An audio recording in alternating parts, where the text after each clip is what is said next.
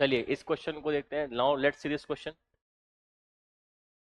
For the reaction 2NO plus 2H2 से N2 plus 2H2 दे रखा है। तो आपको यहाँ पर एक रिएक्शन दे रखी है 2NO प्लस 2H2, इससे आपको मिल रहा है N2 प्लस 2H2।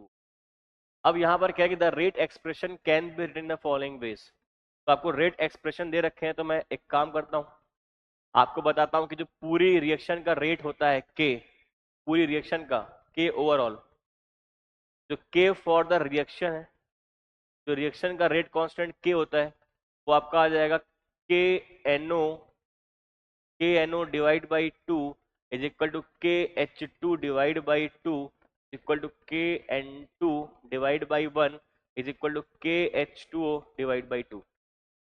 हमने पढ़ रखा है रेट ऑफ रिएक्शन और रेट ऑफ अपीयरेंस डिसअपीयरेंस में स्टोइकियोमेट्रिक कोफिशिएंट का डिफरेंस होता है। Similarly rate constant of reaction and rate constant with respect to any reactant में भी वही चीज होता है, स्टोइकियोमेट्रिक कोफिशिएंट से डिवाइड किया जाता है। क्लियर है?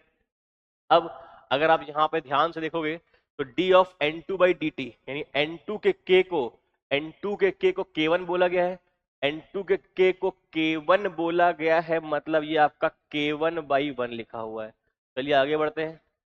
अगला H2O का लिखा हुआ है। H2O के रेट कांस्टेंट को K बोला गया है, H2O के रेट कांस्टेंट को K बोला गया है, तो ये K बाई 2 हो जाएगा।